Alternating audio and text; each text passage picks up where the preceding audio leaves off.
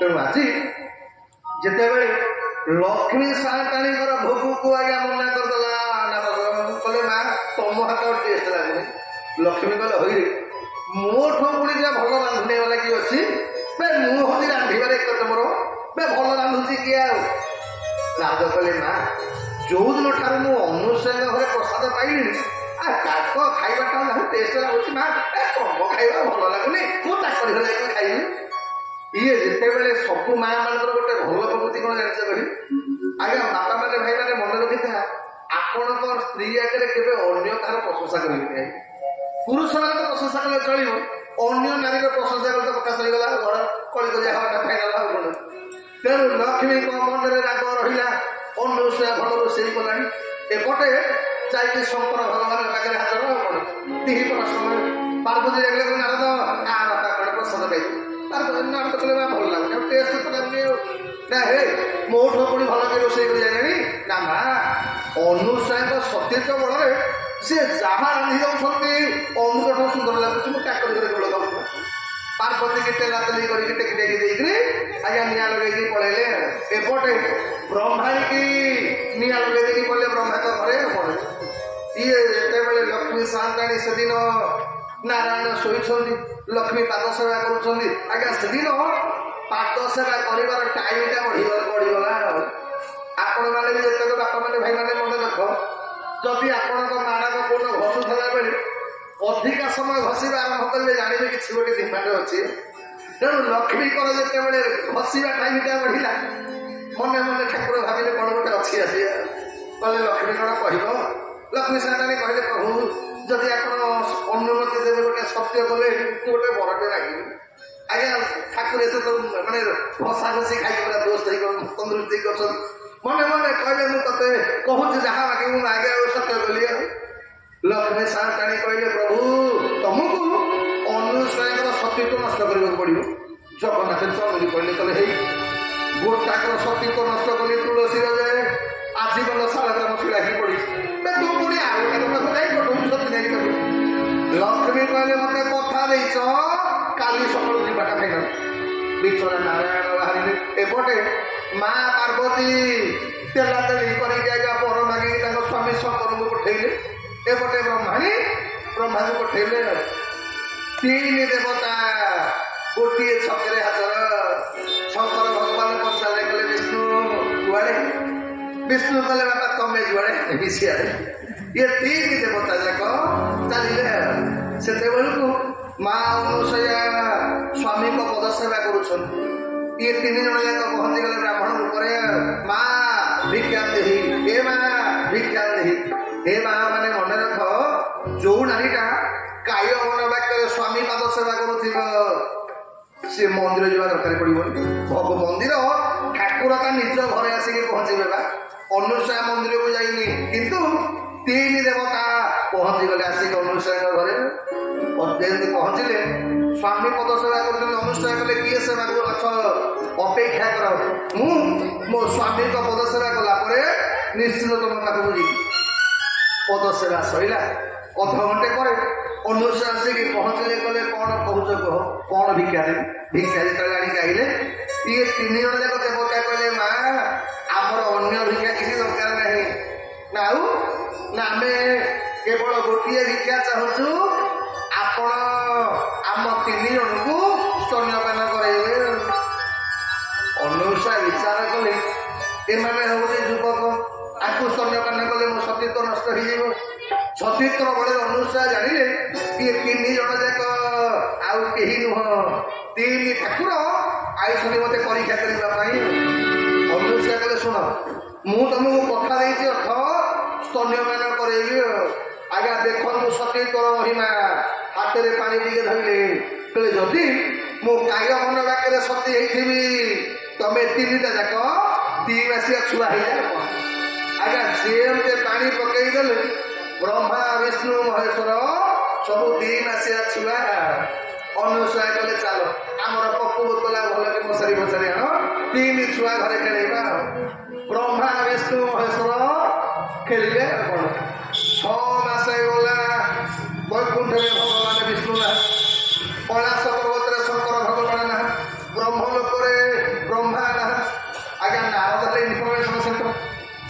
ଲକ୍ଷ୍ମୀ ସାନ୍ତାଣୀ ପଚାରିଲେ କହିଲେ ନାରଦ ଆମ ଲୋକଙ୍କୁ ଦେଖିଦେଲ। ନାରଦ ପଚାରିଲେ କହିଲେ ମା କୁଆଡ଼େ ପଠେଇଥିଲ କି? ଲକ୍ଷ୍ମୀ କହିଲେ ହଁ ଟିକେ ଅନୁସାୟ ଘରକୁ ପଠେଇଥିଲି ନା ମା। ତମ 3 ଜଣ ଯାକ 2 ମାସିଆ ଛୁଆ ହେଇକି ବର୍ତ୍ତମାନ ଖେଳୁଛନ୍ତି ଆଉ ପକ୍ଷୀ ବୋତଲ ଧରିକି। ଲକ୍ଷ୍ମୀ କହିଲେ କଥା ସରିଗଲା ମୋ ପ୍ରଭୁ କଣ କରିବା ନା ମା ତମେ ଯଦି ତମ ସ୍ୱାମୀକି ପାଇବାକୁ ଚାହୁଁଛ ତମେ 3 ଜଣ ଯାକ ଅନୁସୂୟାଙ୍କ ସେବା କର। ତାଙ୍କର କୃପା ନହେଲେ ସ୍ୱାମୀକି ପାଇବନି। ଆମେ ଲକ୍ଷ୍ମୀକି ପ୍ରାର୍ଥନା କଲାବେଳେ ନାରାୟଣକୁ ଭୁଲି ଯାଉଛେ ନା ମନେ ରଖିବେ। ସେଦିନ ବ୍ରହ୍ମା ବିଷ୍ଣୁ ମହେଶ୍ୱରଙ୍କୁ ପାଇବା ପାଇଁ ଲକ୍ଷ୍ମୀ ବ୍ରହ୍ମାଣୀ ପାର୍ବତୀ 3 ଜଣ ସାଧାରଣ ଚକ୍ରାଣୀ ଦେଶରେ ଯାଇକି ଅନୁସୂୟା ଘରେ ପହଞ୍ଚିଲେ। କିଏ ଘର ଓଳେଇଦେଲା, କିଏ ବାସନ ମାଜିଲା, କିଏ ଘର ଲିପିଲା। ଅନୁସୂୟା କହିଲେ କେବେ ଆଜିକାଲି ତ ପଇସା ଦେଲେ ଚାକରାଣୀ ମିଳୁନାହାନ୍ତି। 3ଟା କିଏ ବିନା ପଇସାରେ ମୋ ଘରେ ଆସିକି ଘଟିଲେଣି। 3-4 ମାସ ଗଲା ପରେ ଅନୁସୂୟା ପଚାରିଲେ କହିଲା ଭଉଣୀ ମାନେ ତମେ କିଏ? ତମର ପରିଚୟ କଣ? ତମେ କାହିଁକି ଆସି ମୋ ଘରେ ଘଟୁଛ? ମୁଁ ତ ଏକୁଟିଆ ଲୋକ, ମୋର ରୋଷେଇବାସ କରିକି ମୁଁ ଚଳି ଯାଉଥିଲି। 3 ଜଣ ଯାକ ଦେବୀ ମୁହଁ ଟେକିଲେ କହିଲେ ମା ଆମେ ଆଉ କେହି ନୁହଁ। ଆଜ୍ଞା 3 ଜଣଙ୍କ 3 ରୂପରେ ପ୍ରକାଶ ହେଇଗଲେ। ଲକ୍ଷ୍ମୀ ପାର୍ବତୀ ଅନୁସୂୟା ପଚାରିଲେ କହିଲେ ମା କଣ ପାଇଁ ଆସିଲେ? ଆସିବାର କାରଣ କଣ? 3 ଦେବୀ କହିଲେ ମା ଆମ ସ୍ୱାମୀଟି ଆମ ଶଙ୍କାସୁର ବା ତମ ପାଖରେ ବନ୍ଧା ପଡ଼ିଛି। ଏଇଥିପାଇଁ ଆମ ସ୍ୱାମୀ ଆମକୁ ଫେରେଇ ଦିଅ। ମା ଅନୁସୂୟା କହିଲେ କଣ ହେଲା? ଇଏ ତମର ସ୍ୱାମୀ? ଠିକ ଅଛି, ତମେ ତ 3 ମହାସତୀ। ତମେ ଗୋଟେ କାମ କର, ତମେ ତମର ସ୍ୱାମୀ ମାନଙ୍କୁ ନେଇକି ପଳାଅ ବାଛିଲେ। ଇଏ ଯେତେବେଳେ ସ୍ୱାମୀକି ବାଛିବାକୁ ଗଲେ ସମସ୍ତେ 3 ମାସିଆ ଛୁଆ ସମସ୍ତେ ଦେଖା ବେଳେ ଦେଖିବା ପାଇଁ। ପାର୍ବତୀ କହିଲେ ଲକ୍ଷ୍ମୀ ୟା ଭିତରୁ ତୋର କୋଉଟା ଟିକେ ଦେଖୁ। ଲକ୍ଷ୍ମୀ କହିଲା କାଇଁ ତୁ ତୋର ନଉନୁ ଆମେ ବୁଝିକିରି ମତେ କାଇଁ କହୁ? ଅନୁସୂୟା କହିଲେ ହଇଉ ତମେ 3 ଜଣ ଯାକ ସତୀ ତମ ସ୍ୱାମୀକି ଚିହ୍ନି ପାରୁନା, ଭାରି ଅପମାନ ଲାଗିଲା। ଲକ୍ଷ୍ମୀ କହିଲା ପାର୍ବତୀ ଗୋଟେ କାମ କରିବା ଗୁଳା ପକେଇଦବା, ଯୋଉଟା ଯାହା ଆଗରେ ପଡିବ ଆପଣ ଏଟା। ଲକ୍ଷ୍ମୀ 3 ଜଣ ଠାକୁରଙ୍କୁ ଦେଖିଲେ କହିଲେ ନାଇଁ ନାଇଁ ଏଇଟା ଗୋଟେ ଆମର ହେଇଥିବେ ନା କଣ? ଆଜ୍ଞା ସିଏ ତାକୁ କାଟିରେ ଧରିଲେ। ପାର୍ବତୀ ହେଠୁ ଦେଖିଲେ କହିଲେ ହଁ ଇଏ ତ ରଟିଆ ବାଜି ଭଳିଆ ଦେଖାଯାଉଛି, ହଁ ଏଇ ଜାଗା ଆମର ବୋଧେ। ଆଉ ଯୋଉ ଜାଗା ବଳିଗଲା ବ୍ରହ୍ମା ଆଜ୍ଞା ସିଏ ବ୍ରହ୍ମାଣୀ କାଖେଇଲେ। ଲକ୍ଷ୍ମୀ ସାନ୍ତାଣୀ କହିଲେ ମା ଲୋ ଇଏ 2 ମାସିଆ ଛୁଆକୁ ନେଇକି କରିବ କଣ? ହେଲେ ତାଙ୍କ ପୂର୍ବରୁ ଫୋଟିକି ଫେରେଇଲେ। ଆଜ୍ଞା ଯେମିତି ମା ଅନୁସୂୟା ପାଣି ଟିକେ ପକେଇ ଦେଲା ବେଳକୁ ଲକ୍ଷ୍ମୀ ଶଙ୍କର ଭଗବାନ କାଖେଇଛନ୍ତି। ଆଜ୍ଞା ପାର୍ବତୀଙ୍କ ପାଖରେ ପିତାମହ ବ୍ରହ୍ମା। ଆଜ୍ଞା 3 ଦେବୀଙ୍କର ସେଦିନ ଆଜ୍ଞା ହେଇଗଲା କଣ କଲା? ଅନୁସୂୟା ହେଲେ କଣ ଭଗବାନ କହିଲେ ଅନୁସୂୟା କଣ ବର ମାଗୁଛ? ଅନୁସୂୟା କହିଲେ ପ୍ରଭୁ ଆପଣଙ୍କ ତେଜରୁ କହିଲେ ଦତ୍ତ ଧ୍ରୁବାସା ସୋମତିନି ଜମିରେ 3 ଅସରେ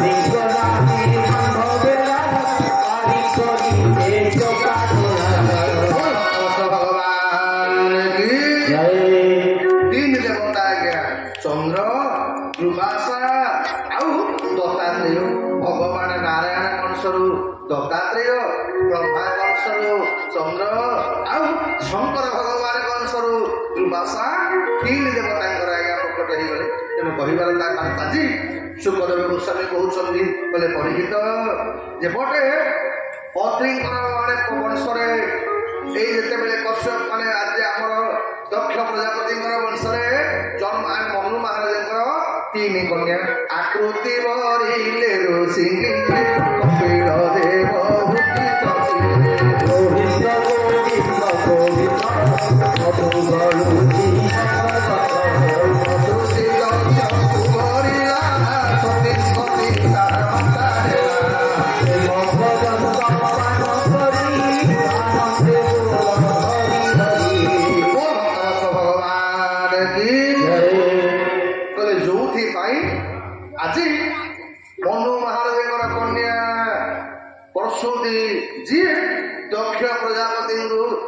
ବରଣ କଲି ଯାହାଙ୍କର ଗର୍ଭରୁ ମା ସତୀଙ୍କର ଜନ୍ମ। ଆଜ୍ଞା ମା ପାର୍ବତୀଙ୍କର ପୂର୍ବ ଜନ୍ମ ହଉଛନ୍ତି ସତୀ। ପଚାରିଲେ ପରିଚିତ କହିଲେ ସୁଖଦେବ ଏ ସତୀ ପାର୍ବତୀ ପୁଣି ହେଲେ କେମିତି କଣ ପାଇଁ? ଆରମ୍ଭ କଲେ ପରୀକ୍ଷିତ ମହାରାଜ ସୁଖଦେବ ଗୋସ୍ୱାମୀ କହିଲେ ପରୀକ୍ଷିତରେ ଦିନେ ଶଙ୍କର ଭଗବାନ ଆଜ୍ଞା ଆପଣ ଶଙ୍କର ଭଗବାନଙ୍କ ମନ୍ଦିରକୁ ଯେତେ ବେଲପତ୍ର ନେଲେ କଞ୍ଚା କ୍ଷୀର ଢାଳିଲେ ଶଙ୍କର ଭଗବାନ ଯେତେ ଖୁସି ହୁଅନ୍ତିନି ଯଦି ଶଙ୍କର ଭଗବାନଙ୍କ ମନ୍ଦିରରେ କିଏ ସେ ଭଗବାନ ରାମଙ୍କ ନାଁଟା ଯଦି କୀର୍ତ୍ତନ କଲା ଭଗବାନ ନାଁଟା ଜପ କଲେ ଆଖଣ୍ଡଳମଣି ଆଜ୍ଞା ବେଶୀ ଖୁସି ହୁଅନ୍ତି। ତ ଦିନେ ଶଙ୍କର ଭଗବାନ ଯାଇଛନ୍ତି କହିଲେ ପାର୍ବତୀ ମାନେ ସତୀ ଚାଲେ ଯିବା ଆମେ ସତ୍ସଙ୍ଗ କରିବା ପାଇଁ। ଆଜ୍ଞା ଶଙ୍କରଙ୍କ ସହିତ ସତୀ ଗଲେ କହିଲେ ଏକେବାରତେ କାଜୁଗ ମାହି ସବୁ ଗଏକୁ ଭଜ ସିପାହି ଶ୍ରୀରାମ ଜୟ ରାମ ଜୟ ଜୟ ରାମ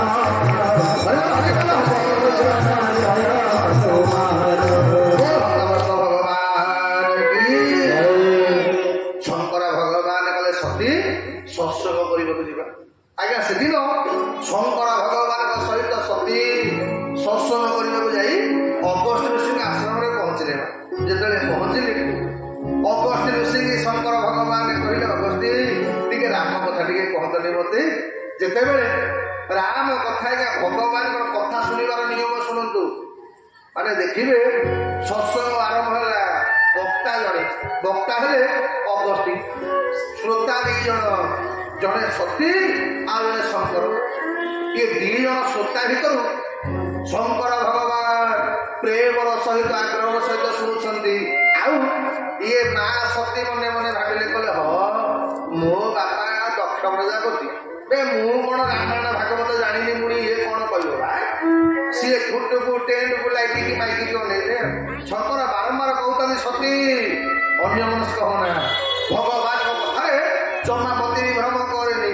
ସତୀ ଶୁଣିଲେନି ଆଉ ତ ପରିଣାମ କଣ ହେଲା ଆଜ୍ଞା ଭଗବାନଙ୍କ କଥା ଶ୍ରବଣ କଲେ ଆପଣଙ୍କୁ ଭଗବାନଙ୍କ ଦର୍ଶନ ମିଳିବ। ଯେତେବେଳେ ଶଙ୍କର ସତୀ ଦି ଜଣ ଯାକ ପ୍ରତ୍ୟାବର୍ତ୍ତନ କରିକି ଆସୁଛନ୍ତି ଠିକ ମଝିରେ ଭଗବାନ ରାମଙ୍କ ଦର୍ଶନ ପାଇଗଲେ କିଏ ତା ଶଙ୍କର ଭଗବାନ।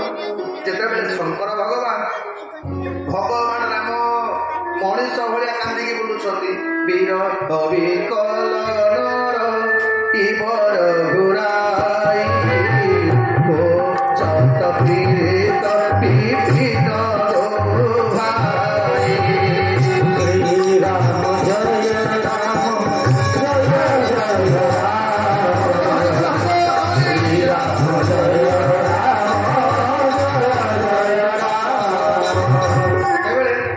ଦି ଭାଇ ଯାକ କାନ୍ଦି କାନ୍ଦିକି ଭଗବାନ ରାମ ବୁଲୁଛନ୍ତି ଜଙ୍ଗଲ ଭିତରେ। ଶଙ୍କର ଭଗବାନ ଦୂରରୁ ପ୍ରଣାମ କଲେ କାହିଁକି ନା ଶଙ୍କର ଭଗବାନ ଜାଣିଛନ୍ତି ଯଦି ମୁଁ ପାଖରୁ ପ୍ରଣାମ କରିବି ମୋ ଭଗବାନଙ୍କର ମାୟା ଆଉ ରହିପାରିବନି। କାହିଁକି ମନେକର ଗୋଟେ ଲୋକ ଯାତ୍ରାରେ ପାଟିରେ ରୋଲ କରୁଥିବ ଆଉ ଯଦି ତମେ ସେତେବେଳେ ତା ନାଁ ଧରି ଡାକିବ ସେ ରୋଲ କରିପାରିବ? ତେଣୁ ରୋଲ କରୁଥିଲା ବେଳେ ଯେମିତି ତାକୁ କେହି ଡାକିବା କଥା ନୁହଁ। ଆମ ଭଗବାନ ଘର ମାୟା ଧର ଯେ ଏମିତି ଅଭିନୟ କରିବେ କୌଣସି ଆର୍ଟିଷ୍ଟ ଆଜ୍ଞା ଫେଲ କଣ ଆଜ୍ଞା ସବୁ ଲୋକ ଅଭିନୟ କରିପାରନ୍ତିନି। ଆମର ତ ରାମାୟଣରେ ବଜେଇ ବଜେଇକି ମାଷ୍ଟର ଆମର ଯିଏ ରବି ଭାଇ ଆମର ଯିଏ ରବି ଅଧିକାରୀ ସିଏ ଆଜ୍ଞା ରାମାୟଣର ମାଷ୍ଟର। ରାମଲୀଳା ଶିଖେଇଛି ଆଜ୍ଞା ଗୋଟେ ଗାଁରେ ମାନେ ଗୋଟେ ନାଟକ ନାଁ ରାମଲୀଳା ପାର୍ଟି ଥିଲା। ସେ ରାମଲୀଳା ପାର୍ଟିର ସୁପରହିଟ୍ ନାଟକ ହଉଛି ଲଙ୍କା ପୋଡ଼ି। ତେଣୁ ଯୋଉଦିନ ମାନେ ସବୁ ଯାତ୍ରା ପାର୍ଟିରେ ଗୋଟେ ଅନୁସନ୍ଧାନ ମୂଳକ ନାଟକ ଥାଏ ତେଣୁ ସେ ଯାତ୍ରା ପାର୍ଟିର ଅନୁସନ୍ଧାନ ମୂଳକ ନାଟକ ଲଙ୍କା ପୋଡ଼ି ହବ। ଆଜ୍ଞା ଲଙ୍କା ପୋଡ଼ି ଯୋଉ ହବ 2 ଦିନ ପୂର୍ବରୁ ଟିକେଟ ବିକିଯାଏ।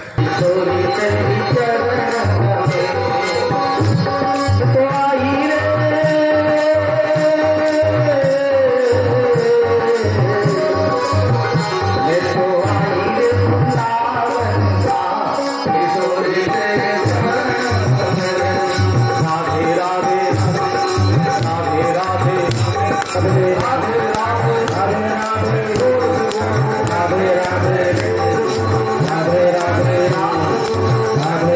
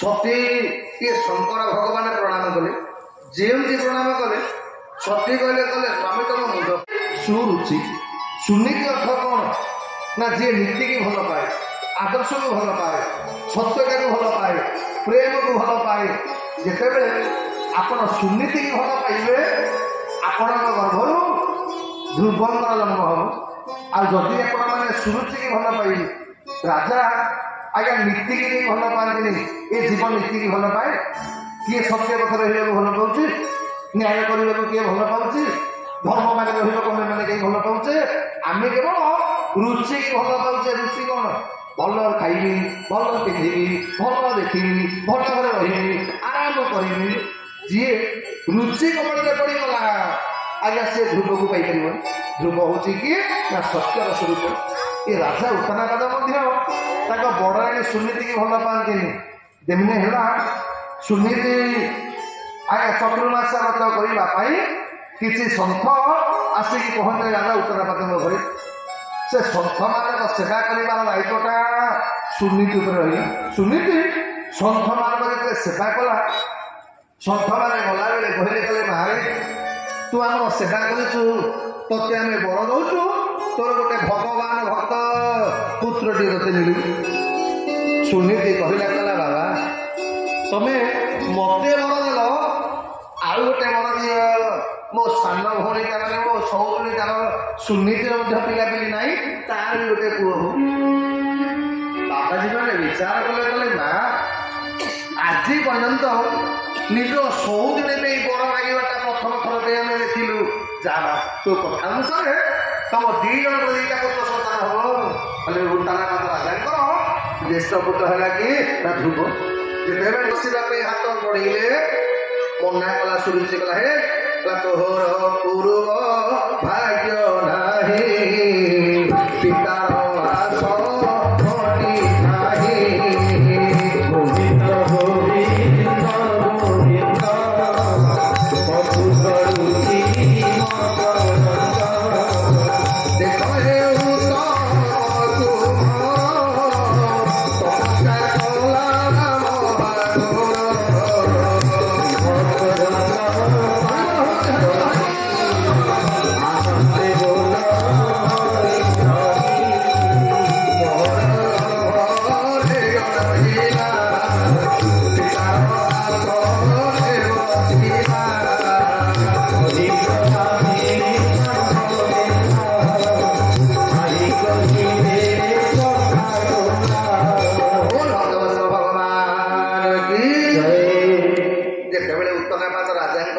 नजर पड़गला 5 वर्षर कुनी बालक पुओ कहूँ बापा मु तुम कोड़ को ये राजा ध्रुव को जिते बड़े कोड़ को टेकी नवा बाहर सांगे सांगे शुरुची हाथ धरला बोला तुम तक बसई कर ध्रुव पचारा कला माँ ये भाई मोर बही मु बसवार असुविधा कौटी हूँ शुरुची कला तू ये बसई पार कहीं तू शुणुची सुनीति गर्भर जन्म ये उत्तम मो गर्भर जन्म होती बापार कोल बसवा हेले ते तपस्या करने को पड़ो आउ थे मनीष जन्म नवा पड़ो मो गर्भर जन्म हूँ बापार कोल बसबू हाथ धरी टाणी तले बसई कथाटा बहुत बाधिला 5 वर्षर पिला मन मन भाविला ये मु कौन ଏମିତି ପାପ କଲି ଯଦି ବାପାର କୋଳରେ ବସି ପାରିବିନି କାନ୍ଦି କାନ୍ଦିକି ଫେରି ଯାଉଛି। ମା ସୁନୀତିର ନଜର ପଡ଼ିଗଲା ତା ପିଲାଟା କାନ୍ଦୁଛି। କୋଳେଇ ନେଲା କହିଲା ବାପା ତୁ କାନ୍ଦୁଛୁ କଣ ପାଇଁ? ଧ୍ରୁବ କିଛି କହିପାରୁନି କେମିତି କହିବ ମନେ ମନେ ଭାବିଲା କହିଲା ମୋ ମାଆଟା ତ ସେମିତି ଦୁଃଖୀ କାହିଁକି ନା ମୋ ମାଆକୁ ମୋ ବାପା ପଚାରୁନି ଆଉ ମୁଁ ଯଦି କହିବି ଯେ ମା ମତେ ବି ମା ତା ଅପମାନ ଦେଇଛି ବୋଲି ଆହୁରି ମୋ ମା କଷ୍ଟ ପାଇବ। ଏଇଥିପାଇଁ ଧ୍ରୁବ କିଛି କହୁନି ଆଜ୍ଞା କାନ୍ଦୁଛି। ଧ୍ରୁବର କାନ୍ଦଟା ଦେଖିଲା ପରେ ସୁନୀତି ପଚାରିଲା ଦାସୀ ମୋ ପୁଅ ତ ଯାଇଥିଲା କଣ ହେଲା ଯେ ମୋ ପୁଅ କାନ୍ଦୁଛି? ଦାସୀ କହିଲା ମା ଯେତେବେଳେ ତମ ପୁଅ ବାପାଙ୍କ ରାଜାଙ୍କ ଆସନକୁ ଯାଆନ୍ତି କୋଳରେ ବସିବା ପାଇଁ ତମ ତମ ସଉତୁଣୀ ତାକୁ ମନା କଲେ ସେଇଥିପାଇଁ କାନ୍ଦୁଛି। ଆଜ୍ଞା ଅଲଗା କୋଉ ମା ହେଇଥିଲେ କଣ କରିଥାନ୍ତା? କଜିଆ କରିବାକୁ ପଳେଇଥାନ୍ତା। ଏଇଥିପାଇଁ ଆଜ୍ଞା ଭାଗବତର ସିଦ୍ଧାନ୍ତ ଦେଖ। ସୁନୀତି କହିଲା ଏ ତୋ ମା ଠିକ କଥା କହୁଛି। ଆଜ୍ଞା ଧ୍ରୁବ ଆହୁରି କାନ୍ଦିଲା କହିଲା ମା ସୁଏ ମା ତ ଅପମାନ ଦେଲା ତୁ ବି କହୁଛୁ ଠିକ ହେଇଛି ବୋଲି ନା ତୋ ମା ତ ଠିକ କଥା କହିଲା। କଥାଟା କଣ ନା ଜୀବନରେ ଯଦି ତତେ କିଛି ପଦ ପାଇବାର ଅଛି ତାହେଲେ ଭଗବାନଙ୍କୁ ପ୍ରାର୍ଥନା କରେ। କହିଲା ସେ ହରି ଜଗତ ଗତି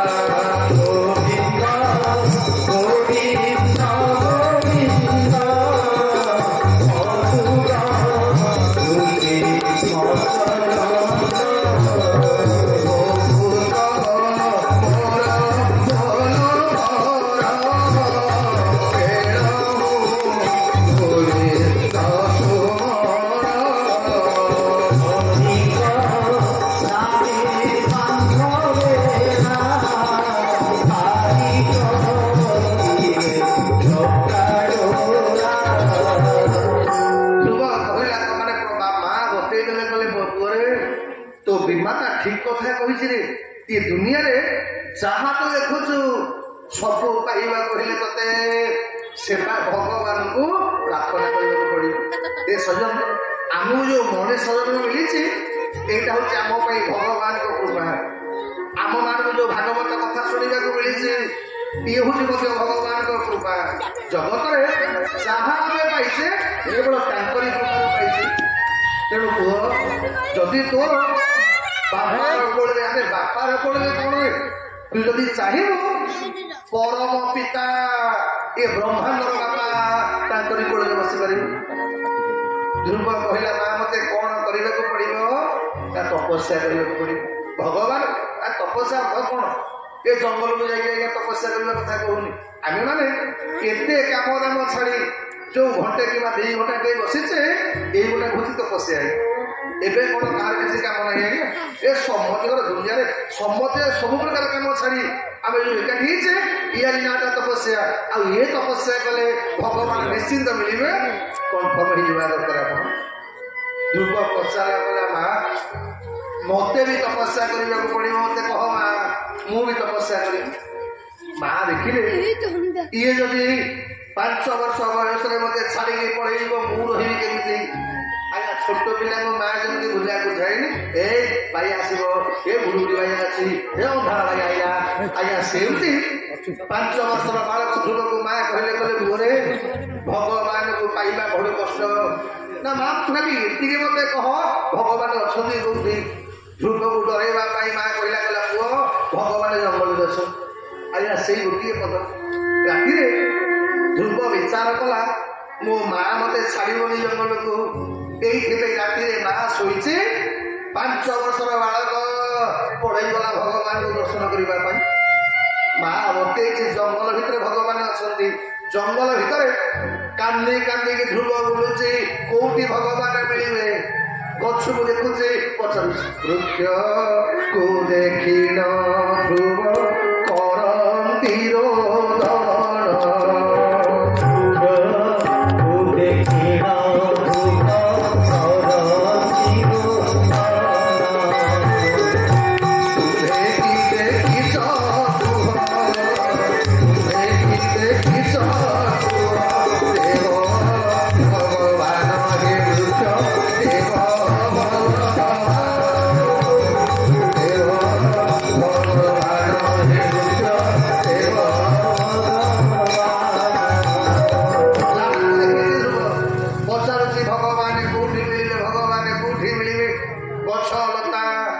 ଏପରିକି ଏ ଧ୍ରୁବର ପ୍ରେମ ପାଖରେ ଆଜ୍ଞା ହିଂସ୍ର ଜନ୍ତୁ ଗୁଡାକ ତାଙ୍କ ହିଂସ୍ର ଭାବ ବି ଭୁଲିଗଲେ।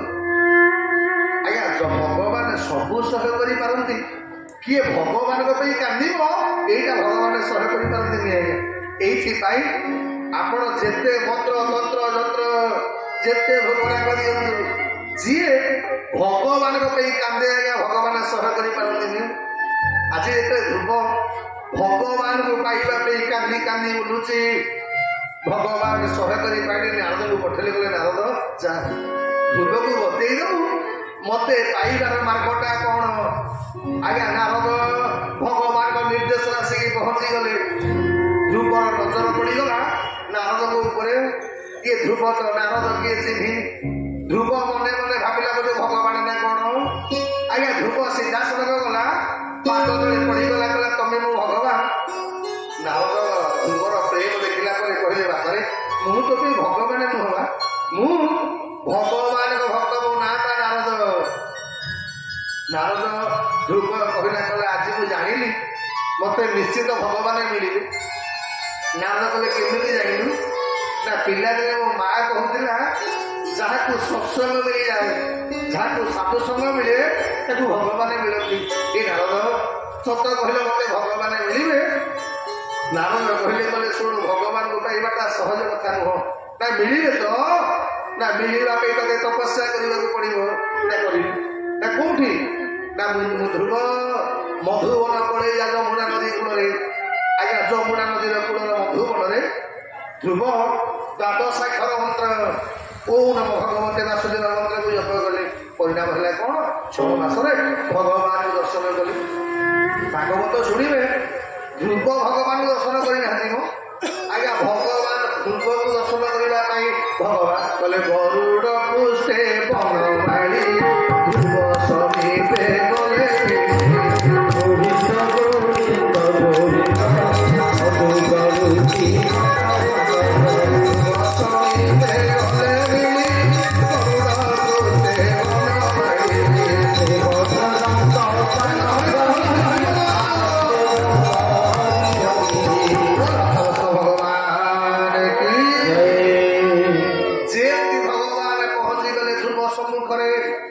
ଧ୍ରୁବ ଆଖି ବୁଲିକି ଭଗବାନଙ୍କ ଧ୍ୟାନ କରୁଛି।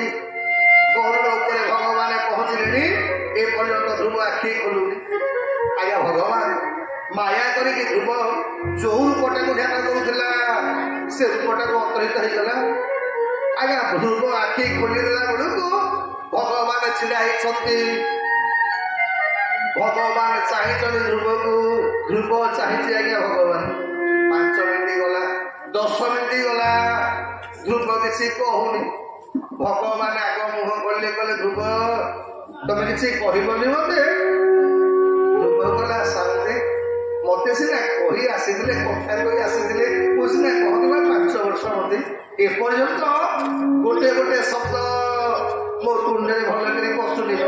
କଣ କହିବି ତମକୁ ମୁଁ ସ୍ତୁତି କରିବି, କଣ କହିବି? ଏଇଆ କହିକି ଆଜ୍ଞା ଯେତେ ଧ୍ରୁବ ହସିଦେଲା। ଏ ଧ୍ରୁବର ହସ ଦେଖିଲା ପରେ ଭଗବାନ ବି ହସିଦେଲେ। ଆଉ ଏ ଧ୍ରୁବ ଭଗବାନ ହସ କଥାଟା କହୁଥିଲା ବେଳେ ପରୀକ୍ଷିତ ମହାରାଜଙ୍କୁ ହସ ଲାଗିଲା, ପରୀକ୍ଷିତ ବି ହସିଦେଲେ। ଶୁକଦେବ ଗୋସ୍ୱାମୀ ସିଏ ବି ହସିଲେ। ଆଉ ଏମାନେ ହସ ଦେଖିଲା ପରେ ଦେବତା ମାନେ ବି ହସୁଛନ୍ତି।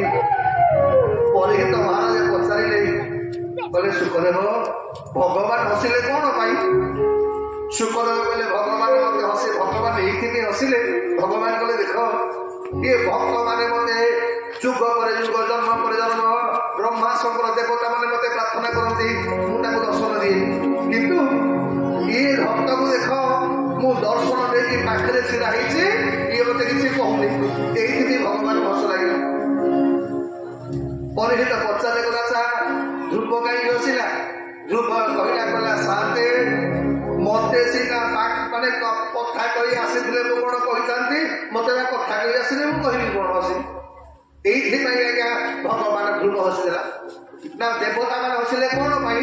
ନା ଦେବତା ମାନେ ଏଇଥିପାଇଁ ହସିଲେ। ଦେବତା ମାନେ କହିଲେ ଯଦି ଆମର ଏମିତି ଗୋଟେ ସୌଭାଗ୍ୟ ମିଳିଥାନ୍ତା, ଆମ ସାମ୍ନାରେ ଭଗବାନ ଥାନ୍ତେ, ଆମେ କୋଟି କୋଟି ଟଙ୍କା କଣ ମାଗି ଦେଇଥାନ୍ତୁ। ଇଏ ହତଭାଗା କିଛି ମାଗି ପାରୁନି। ଭଗବାନ କହିଲେ ଧ୍ରୁବ କଣ କହୁଛୁ କହ।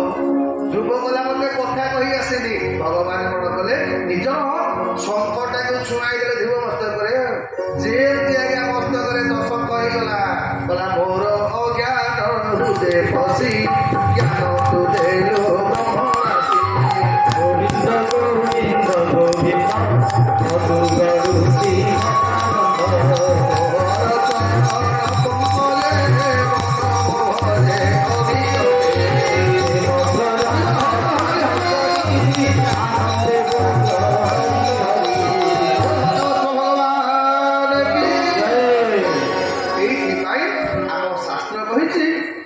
ଶଙ୍ଖ ପାଣିଟା ଯୋଉମାନେ ପିଲାମାନେ ପାଠ କରିବେ ସେମାନଙ୍କ ସ୍ମୃତି ଶକ୍ତି ଆଜ୍ଞା ବଢିବ, ସ୍ମରଣ ଶକ୍ତି ଆଜ୍ଞା ବଢେ।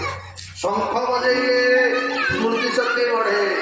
ଆପଣ ଶୁଣିନଥିବେ ଆଜ୍ଞା ବୈଜ୍ଞାନିକ ମାନଙ୍କ ରିସର୍ଚ୍ଚ କଣ କରିଲେ ଆମର ଭାରତ ଆମ ହିନ୍ଦୁ ଧର୍ମର ବା ପ୍ରତ୍ୟେକ ପରମ୍ପରା ପ୍ରତ୍ୟେକ ପଦ୍ଧତି ପାଖରେ ବିଜ୍ଞାନ ଅଛି। ଶଙ୍ଖ ବଜେଇଲେ ଆମର ହୃଦଘାତ ଆଉ ହବନି। ଶଙ୍ଖ ବଜେଇଲେ ଆପଣଙ୍କ ଶ୍ୱାସକ୍ରିୟା ଆଉ ହବନି। ଏଇଥିପାଇଁ କରୋନା ସମୟରେ ଡାକ୍ତରମାନେ କହିଲେ ଭଲ କି ସବୁଦିନ ଶଙ୍ଖ ବଜା, କରୋନା ଆପଣଙ୍କୁ ଆକ୍ରମଣ କରିପାରିବନି।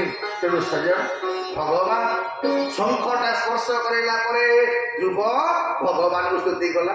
ଭଗବାନ କହିଲେ ଶୁଣ, ଯୋଉ ଲୋକ ଏ ଧ୍ରୁବ ସ୍ତୁତି ପାଠ କରିବ ତାହାର ନିଶ୍ଚିତ ଭାବରେ ଯୋଉ ପିଲାଙ୍କର ଭଲ ପାଠ ହଉନି ଧ୍ରୁବ ସ୍ତୁତି ପାଠ କଲେ ଭଲ ପାଠ ହବ। ଖାଲି ସେତିକି ନୁହଁ, ସତରୁ ସିଂହ ମେଳେ ରହି ଧ୍ରୁବ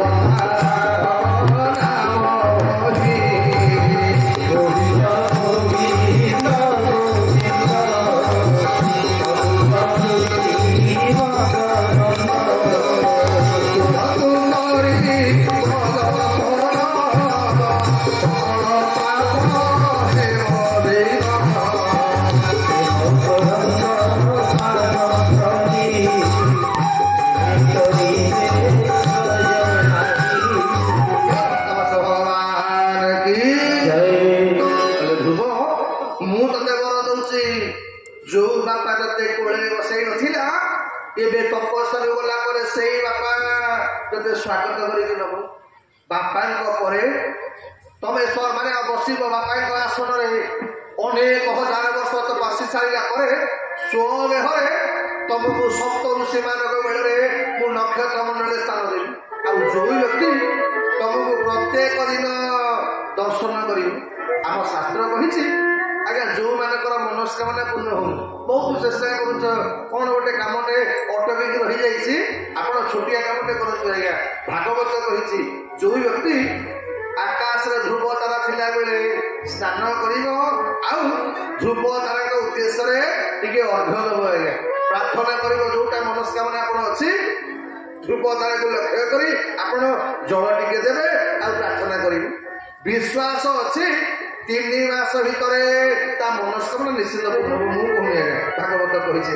ତେଣୁ ଆଉ ଆଜିକାଲି ଆଜ୍ଞା ଆମର ତ ଗୁଡ ମାନେ ରାତିରେ ଆମେ ତ ଏମିତି ପେଚା ହେଇସାରିଲୁଣି, ରାତି 2ଟା ପର୍ଯ୍ୟନ୍ତ ନେଟ ନ ସରିଲା ପର୍ଯ୍ୟନ୍ତ ଆମକୁ ନିଦ ହଉନି ଆଜ୍ଞା।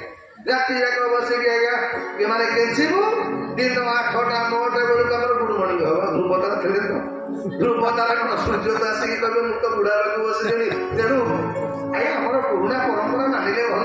ଏଇଥିପାଇଁ ଆପଣମାନେ ସମସ୍ତେ ନିଶ୍ଚିତ ଧ୍ରୁବ ତାରାକୁ ଲକ୍ଷ୍ୟ କରନ୍ତୁ। କାହିଁକି ବିଶ୍ରାମ ଦେବା ସମୟ ହେଇଗଲାଣି, କାହିଁକି